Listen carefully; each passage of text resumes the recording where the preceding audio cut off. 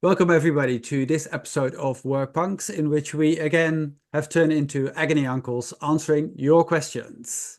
Here's a question that I think that a lot of people will resonate with. Person said, I feel totally done to by the central team.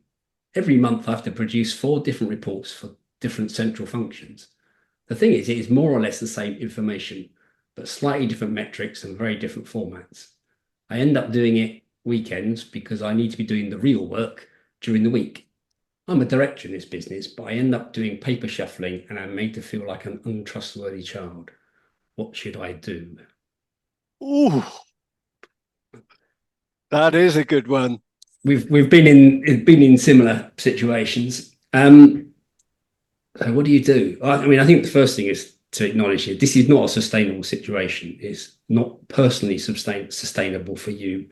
You should not be having to do meaningless paperwork over the weekends. And it's also not sustainable for your organization, because if you didn't do it over the weekends, it'd displace more important work. So you have to make a stand here. And so your starting position has to be, I'm going to make a change here, and reduce the amount of time and effort it goes into to do this reporting. So having decided that, you then need to go and speak to the people who are providing the reports. And I'd start off with that position, like, this is putting an unacceptable burden upon me. It's displacing valuable effort, and I am going to change it.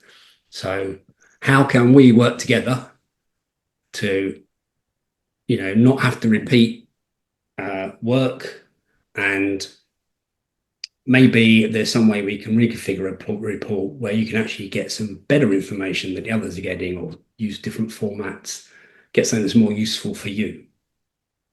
So you're co-opting them into the redesign, basically.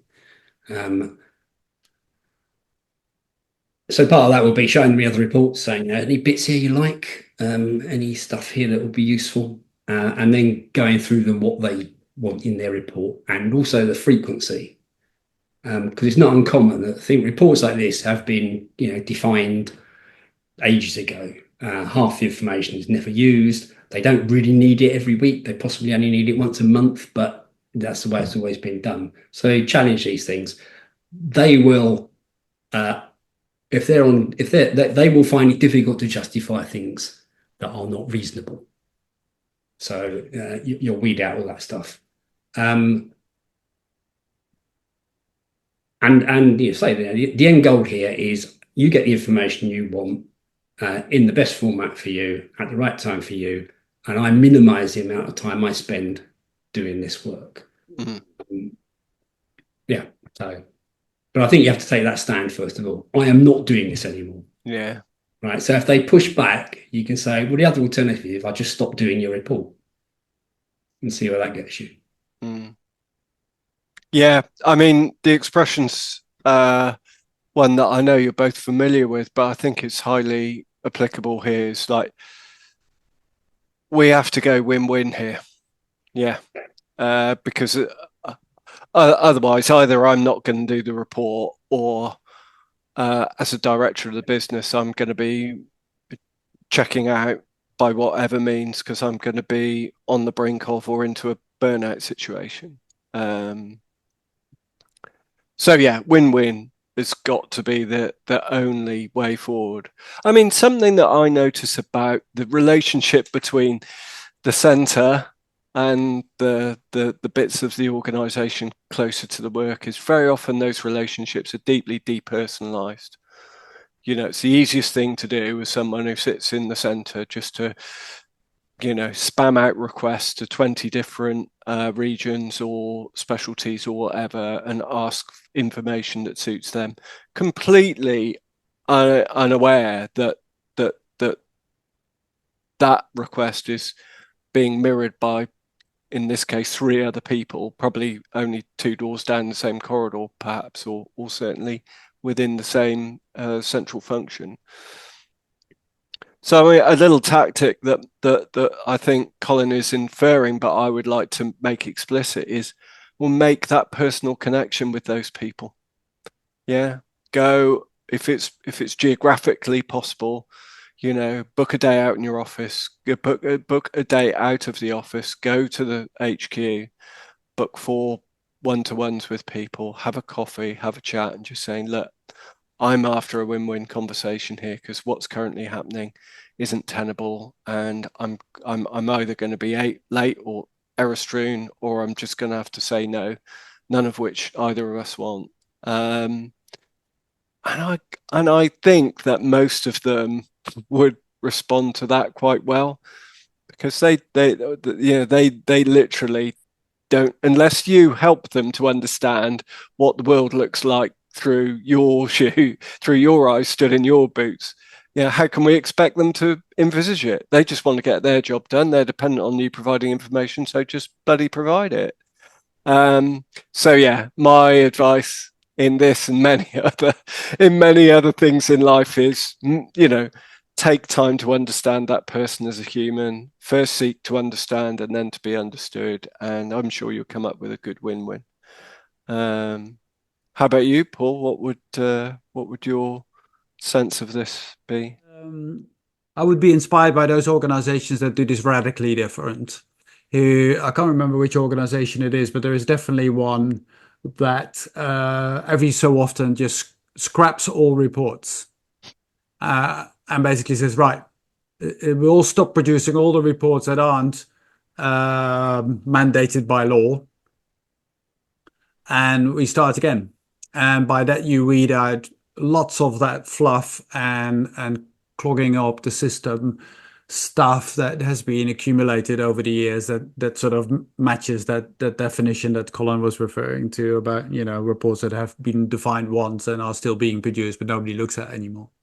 But keeps lots of people in bullshit jobs and busy and need to be reconciled and double checked and triple checked and all the rest of it. So that's a radical solution that would be great. I know might be, you know, a bridge or two too far for your organization, but if you're up for it, it's a good one. The other one, again, from an organization that is quite forward-looking, is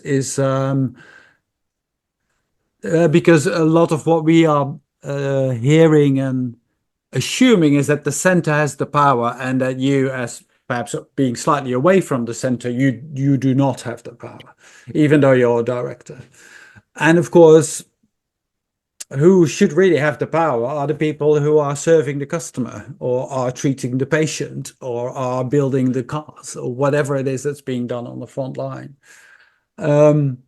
So those organizations that manage to actually avoid these kinds of dilemmas are the ones that, even in the center, have this strong belief that everything should be seen through the lens of how does what I ask of my colleagues out there in the field really help them in delivering better products or better services or serving our customers better. And most of the time, delivering for reports in slightly different formats doesn't quite pass that particular test. So if you can get the ear of the center to listen to that and try it out, that would be great. I know this may be slightly less practical advice than my esteemed colleagues have given you. So, but in the longer term, this may be the culture that you want to be working towards. Yeah, there's a lot of tone and personal style in this as well, isn't there, as to how you deal with it? Because, you know, to pick up on Ben's point about personalizing it, you can have a conversation with each of them and say, you know, I've got a busy week. I'm busy out there hitting all my objectives for the business. And so I have to do this at the weekend, and I'm not spending time playing with my kids at the weekend because I'm doing your report. Now, I'm sure you wouldn't want that, would you? That, you know, I do this report and miss out on family time.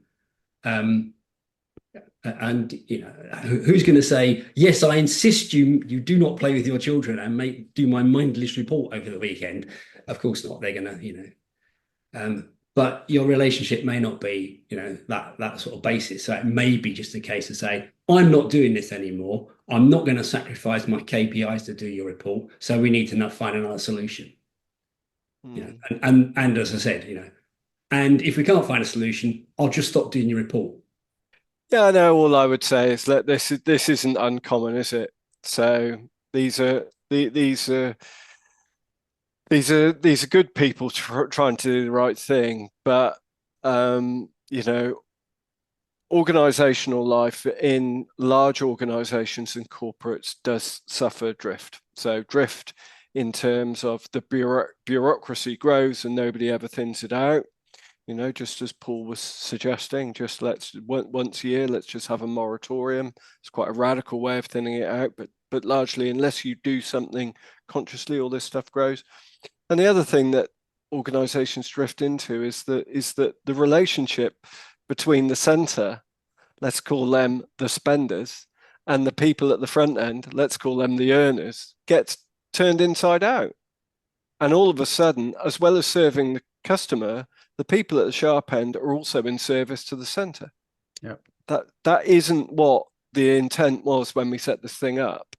We set up the center and the support services that sit within it to serve the people that are serving the customer. But the value exchange somehow we've turned our back on it, and somehow it's been reserved, and the people that are working hard to create value at the periphery of the business also find them having to work hard serving the people at the center, and that was never the intent. So let's just wake up to the fact that that's happened, and let's work together to find a way of getting the flow going in the right direction again. Thank you everybody for watching this episode of Work Punks. We were Colin Newlyn of Decrapify Work, Ben Simpson of VitalOrg, and Paul Jansen of TrustWorks. We hope to see you or hear you again in our next episode. Bye everybody. Bye.